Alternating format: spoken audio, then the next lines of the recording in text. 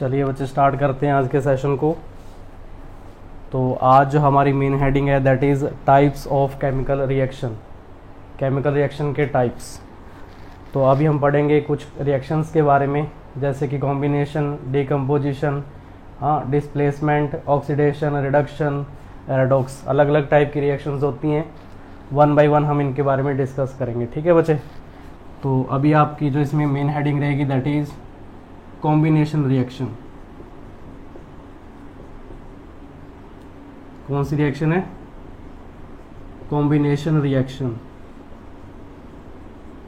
ये क्या होती है, इसका मीनिंग क्या है, डेफिनेशन क्या होगी, हम एक रिएक्शन के थ्रू, एग्जांपल के थ्रू इसको समझते हैं। देखिए इसमें अगर हम बात करें तो आपके पास एक एग्जांपल आता है burning of coal. Burning of coal, कोयले को जलाना, कोयले का जलना, ठीक है ना। अगर इसको हम रिएक्शन में शो करें तो कैसे करेंगे? जो कोल होता है ना, कोल, कोयला जिसको बोलते हो, इसमें क्या होता है? कार्बन होता है। क्या होता है इसमें? कार्बन। अब कार्बन को जलाने के लिए, बर्न करने के लिए एक गैस रिक्वायरमेंट होती है दैट इज ऑक्सीजन। जब कार्बन ऑक्सीजन के साथ रिएक्ट करेगा तो एक प्रोडक्ट बनेगा दैट इज कार्बन डाइऑक्साइड। इस रिएक्शन को जरा ध्यान से देखो। एरो के लेफ्ट साइड में दो रिएक्टेंट है और एरो के राइट साइड में एक प्रोडक्ट बन रहा है। तो जब दो या दो से ज्यादा रिएक्टेंट आपस में रिएक्ट करते हैं और एक सिंगल प्रोडक्ट बनाते हैं तो ऐसी रिएक्शन को हम बोलते हैं कॉम्बिनेशन रिएक्शन। क्या बोलते हैं?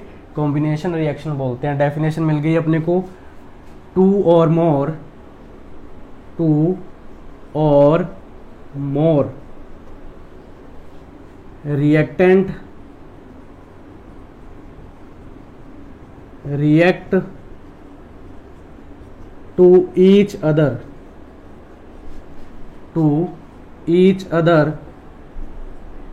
and formed a single product,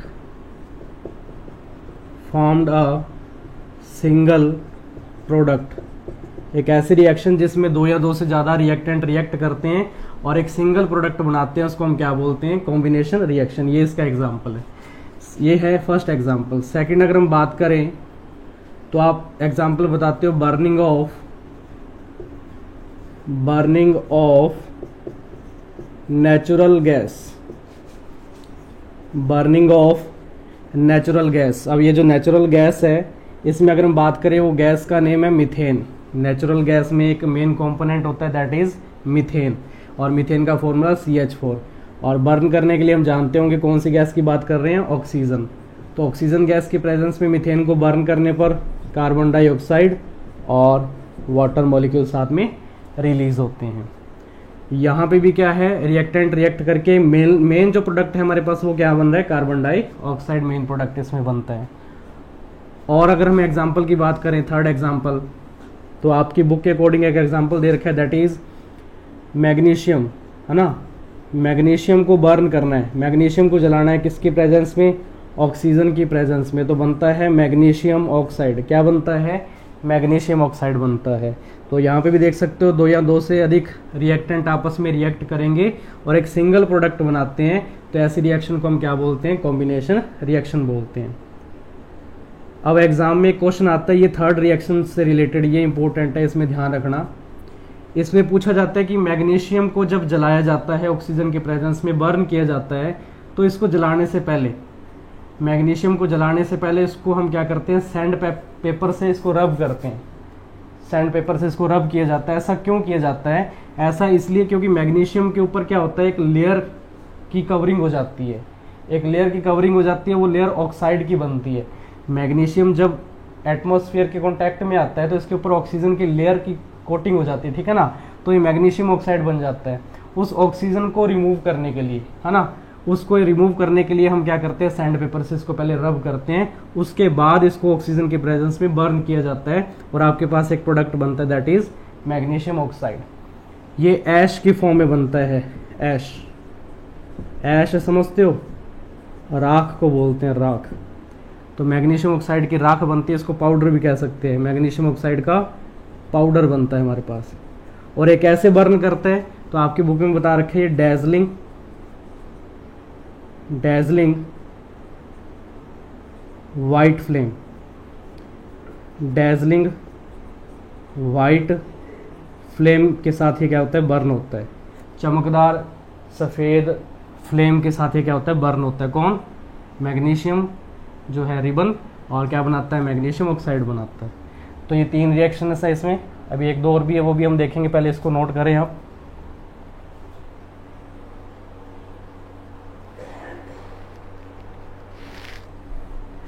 देखिए कुछ और एग्जांपल देखते हैं।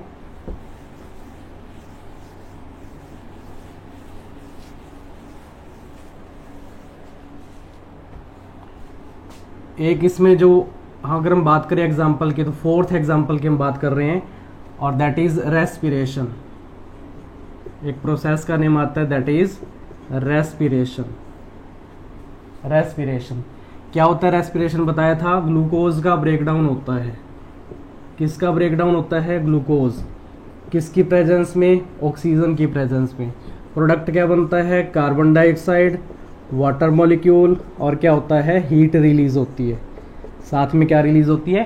हीट रिलीज होती है। ये रेस्पिरेशन की एक रिएक्शन है। रेस्पिरेशन के बारे में हमने बायो वाले चैप्टर में अच्छे से रीड किया था। ग्लूकोज का ब्रेकडाउन होता है ऑक्सीजन के प्रेजेंस में, और ये प्रोडक्ट बनते हैं। अब मैं इसको यहाँ क्यों नोट करवा रहा हूँ, तो यहाँ पे ये एज अ केमिकल रिएक्शन तो हो ही रही है, केमिकल से सारे के सारे अगर हम बात करें।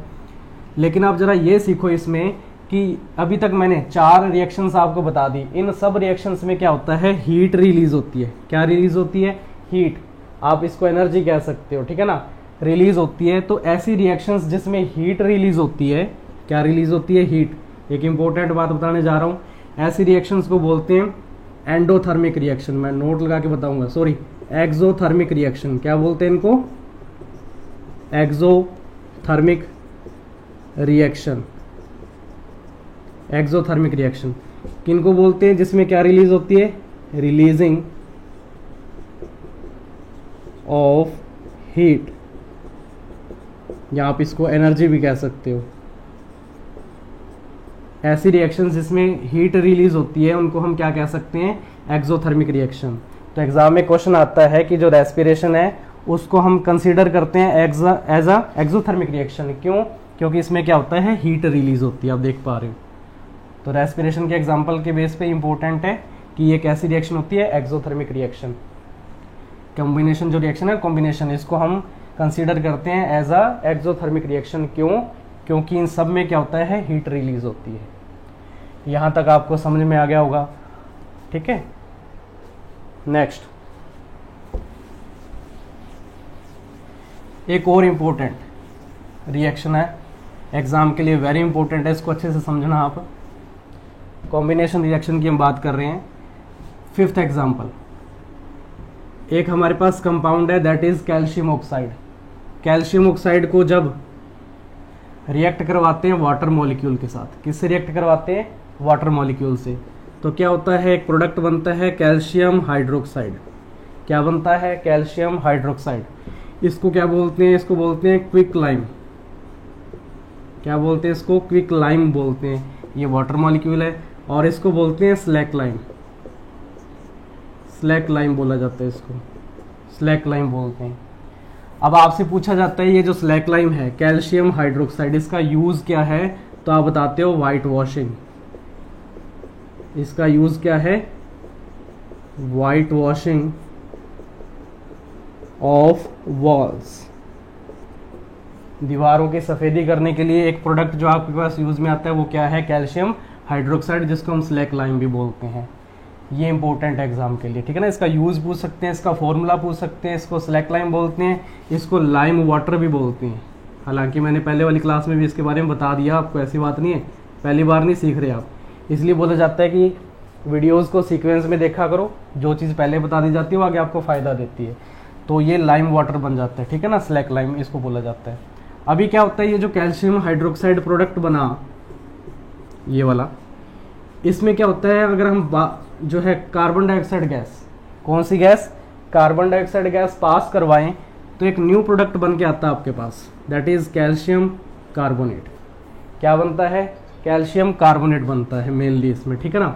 और ये जो कैल्शियम कार्बोनेट है ये क्या करता है, अगर इसका यूज़ पूछ लिया जाए तो ये फिनिशिंग देता है, finishing to the walls. Walls को फिनिशिंग देने के लिए ना, वाइट वॉश अगर हम बात कर रहे हैं, सफ़ेदी देने के लिए फिनिशिंग का काम कौन करता है, कैल्शियम कार्बोनेट। और आपसे पूछा जाता है एग्जाम में, इसको और किस नाम से जानते हैं, या ये फॉर्मूला किसका है, तो ये मार्बल का फॉर्मूला भी होता है। किसका फॉर्मूला होता है, मार्बल का फॉर्मूला भी होता है ये, कैल्शियम कार्बोनेट। बोलिए, कोई दिक्कत हो तो मेरे को कमेंट करके ज़रूर बताना। हम कॉम्बिनेशन रिएक्शन की बात कर रहे थे, ठीक है भाई।